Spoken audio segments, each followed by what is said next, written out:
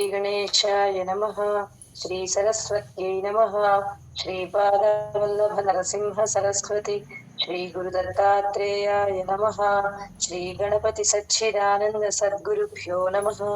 गणपतिगुरुमेकं सच्चिदानन्दरूपं विबुधनिवहसेव्यं योगमार्गाभिरूढं शरणमुपगतानामाप्तिसङ्घातिवज्रं मम हृदयनिवासं भक्तिनम्रो नमामि। दत्तात्रेयसमारम्भां विसंहारिकरक्षणां सच्चिदानन्दपर्यन्तां वन्दे गुरुपरम्परां। ज्ञानानन्दमयं देवं निर्मलस्फटिकाकृतिम् आधारं सर्वविद्यानां हयग्रीवमुपास्महे।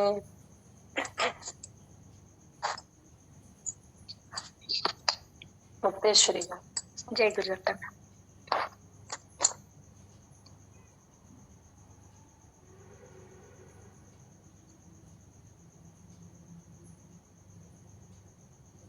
राघवः शोकसन्तप्तो राघवः शोकसन्तप्तो राघवः शोकसन्तप्तो राघवः शोकसन्तप्तो विललापाकुलेन्द्रियः विललापाकुलेन्द्रियः विललापाकुलेन्द्रियः विललापाकुलेन्द्रियः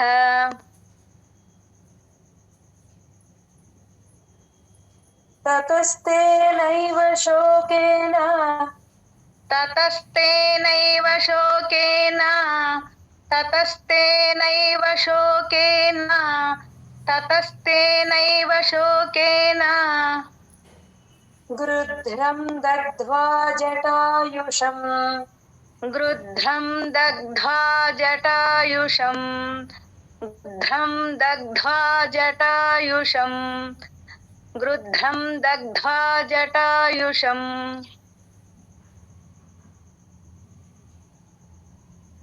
रामः शोकसन्तप्तो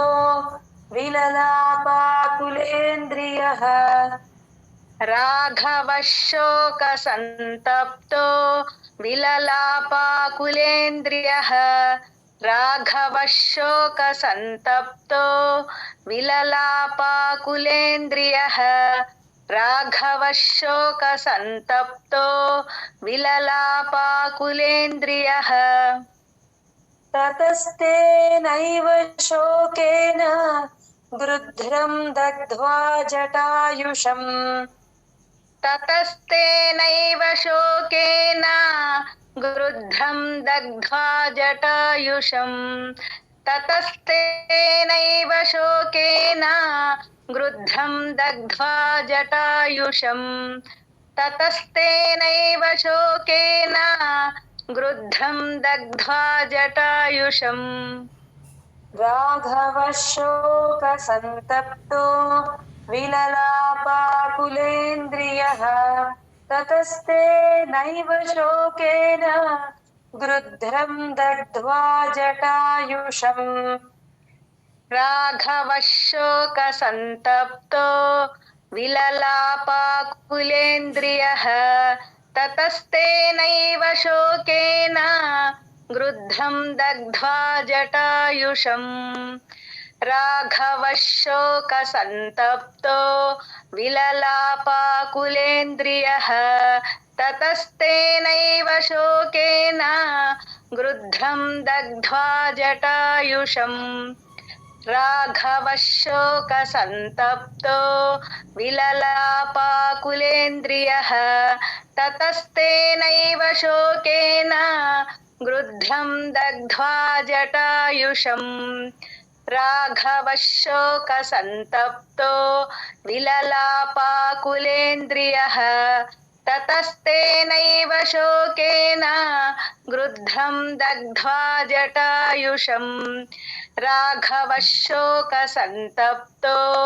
विललापाकुलेन्द्रियः ततस्तेनैव शोकेन गृध्रं दग्ध्वा जटायुषम् राघवः शोकसन्तप्तो विललापाकुलेन्द्रियः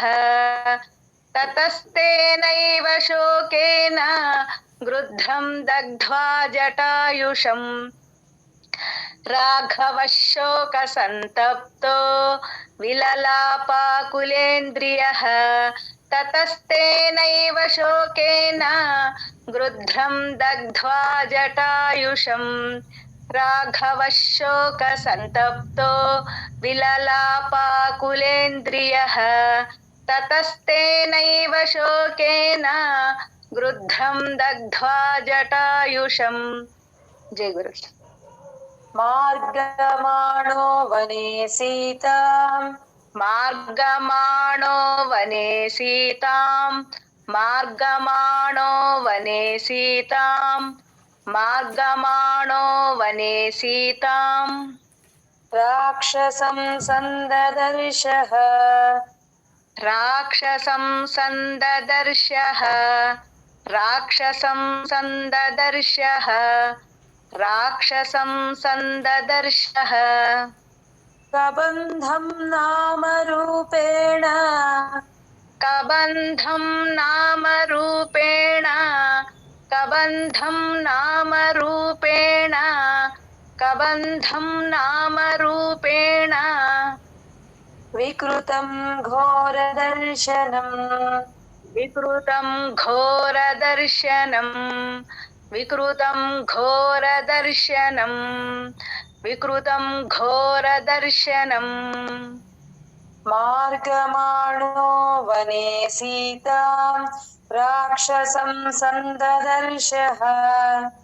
मार्गमाणो वने सीतां राक्षसं सन्ददर्शः मार्गमाणो वने सीतां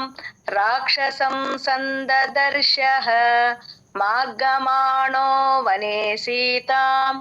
राक्षसं सन्ददर्शः कबन्धं नाम रूपेण विकृतं घोरदर्शनम् कबन्धं नाम रूपेण विकृतं घोरदर्शनम् कबन्धं नाम रूपेण विकृतं घोरदर्शनम् कबन्धं नाम रूपेण विकृतं घोरदर्शनम् मार्गमाणो वने सीताम् राक्षसं सन्ददर्शः कबन्धं नाम रूपेण विकृतं घोरदर्शनम् मार्गमाणो वने सीतां राक्षसं सन्ददर्शः कबन्धं नाम रूपेण विकृतं घोरदर्शनम् मार्गमाणो वने सीतां राक्षसं सन्ददर्शः कबन्धं नाम रूपेण विकृतं घोरदर्शनम् मार्गमाणो वने सीतां राक्षसं सन्ददर्शः कबन्धं नाम रूपेण विकृतं घोरदर्शनम् मार्गमाणो वने सीतां राक्षसं सन्ददर्शः कबन्धं नाम रूपेण विकृतं घोरदर्शनम् मार्गमाणो वने सीतां राक्षसं सन्ददर्शः कबन्धं नाम रूपेण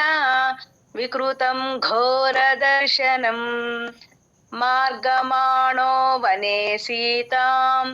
राक्षसं सन्ददर्शः कबन्धं नाम रूपेण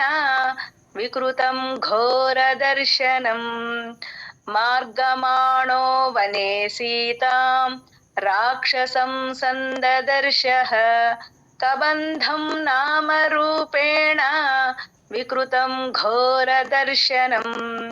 मार्गमाणो वने सीतां राक्षसं सन्ददर्शः कबन्धं नाम रूपेण विकृतं घोरदर्शनम्। जय गुरु।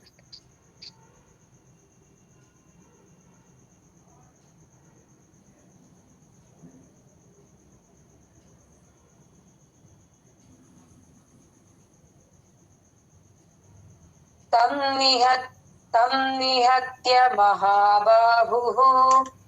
तन्निहत्य महाबाहुः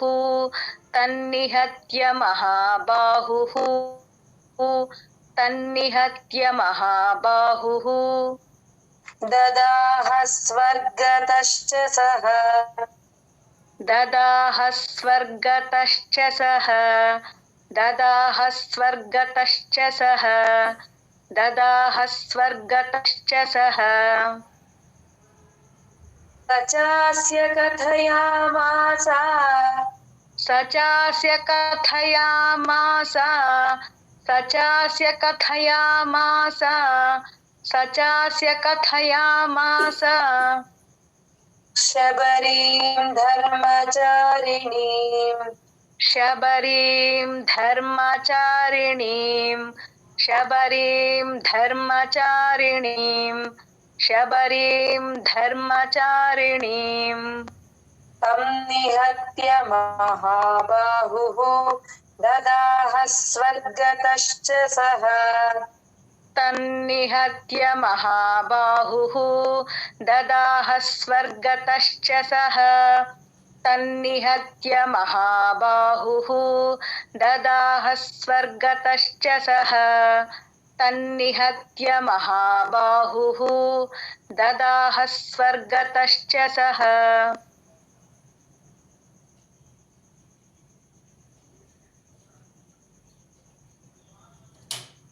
स चास्य कथयामास शबरीं धर्मचारिणीं स चास्य कथयामास शबरीं धर्मचारिणीं स चास्य कथयामास शबरीं धर्मचारिणीं स चास्य कथयामास शबरीं धर्मचारिणीं तन्निहत्य महाबाहुः ददाह स्वर्गतश्च सः स चास्य कथयामास शबरीं धर्मचारिणीं तन्निहत्य महाबाहुः ददाह स्वर्गतश्च सः स चास्य कथयामास शबरीं धर्मचारिणीं तन्निहत्य महाबाहुः ददाह स्वर्गतश्च सः स चास्य कथयामास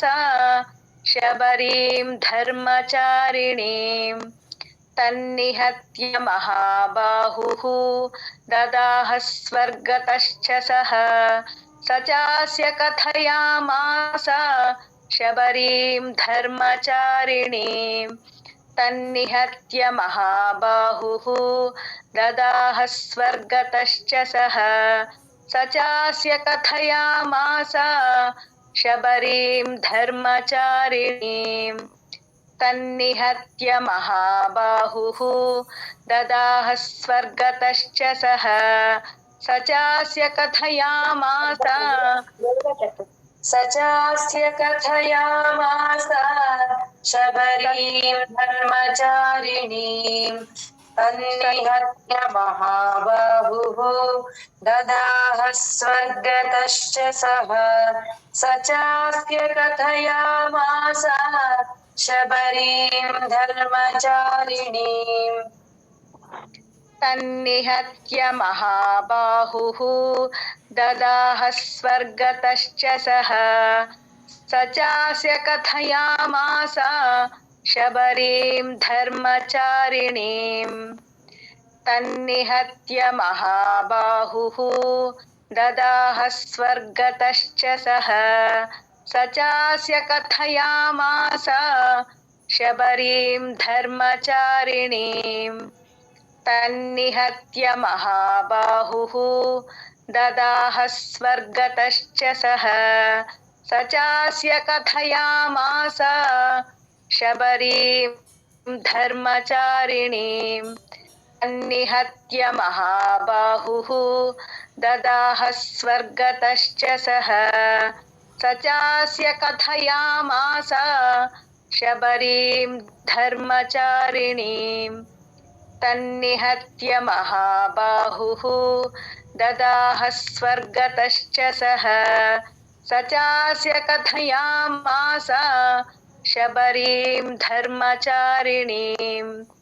तन्निहत्य महाबाहुः ददाह स्वर्गतश्च सः स चास्य कथयामास शबरीं धर्मचारिणीं तन्निहत्य महाबाहुः ददाह स्वर्गतश्च सः स चास्य कथयामास शबरीं धर्मचारिणीं। जय गुरु।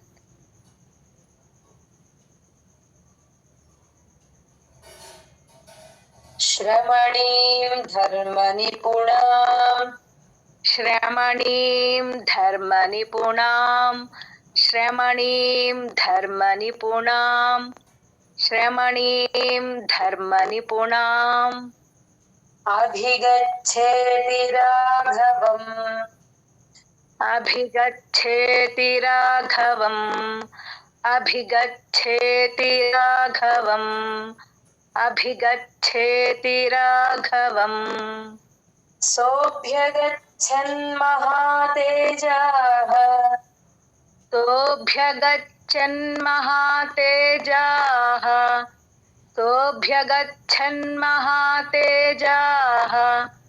सोऽभ्यगच्छन् महातेजाः शबरीं शत्रुसूदनः शबरीं शत्रुसूदनः शबरीं शत्रुसूदनः शबरीं शत्रुसूदनः श्रमणीं धर्मनिपुणाम्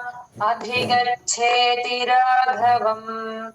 श्रमणीं धर्मनिपुणाम् अभिगच्छेति राघवम् श्रमणीं धर्मनिपुणाम् अभिगच्छेति राघवम् श्रमणीं धर्मनिपुणाम्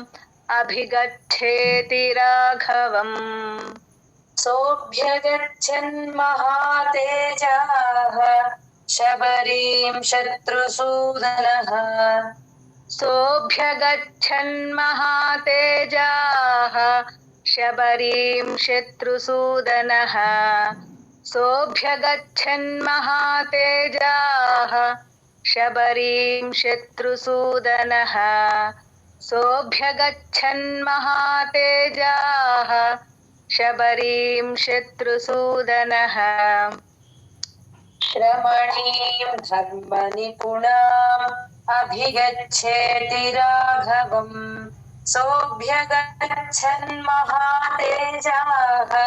शबरीं शत्रुसूदनः श्रमणीं धर्मनिपुणाम् अभिगच्छेति राघवम् सोऽभ्यगच्छन् महातेजाः शबरीं शत्रुसूदनः श्रमणीं धर्मनिपुणाम् अभिगच्छेति राघवम् सोऽभ्यगच्छन् महातेजाः शबरीं शत्रुसूदनः श्रमणीं धर्मनिपुणाम् अभिगच्छेति राघवम् सोऽभ्यगच्छन् महातेजाः शबरीं शत्रुसूदनः श्रमणीं धर्मनिपुणाम् अभिगच्छेति राघवम् सोऽभ्यगच्छन् महातेजाः शबरीं शत्रुसूदनः श्रमणीं धर्मनिपुणाम् अभिगच्छेति राघवम् सोऽभ्यगच्छन् महातेजाः शबरीं शत्रुसूदनः श्रमणीं धर्मनिपुणाम् अभिगच्छेति राघवम् सोऽभ्यगच्छन् महातेजाः शबरीं शत्रुसूदनः श्रमणीं धर्मनिपुणाम् अभिगच्छेति राघवम्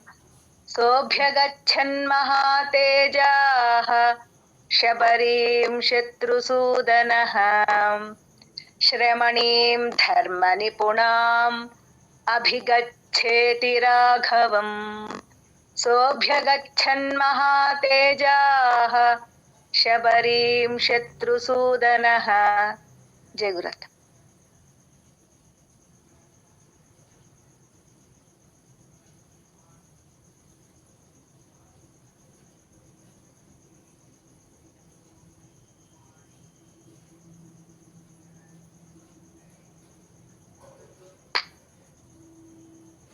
जय गुरुदत्त.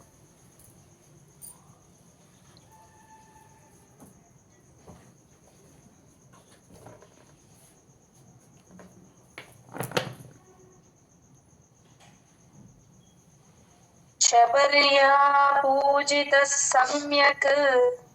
शबर्या पूजित सम्यक् शबर्या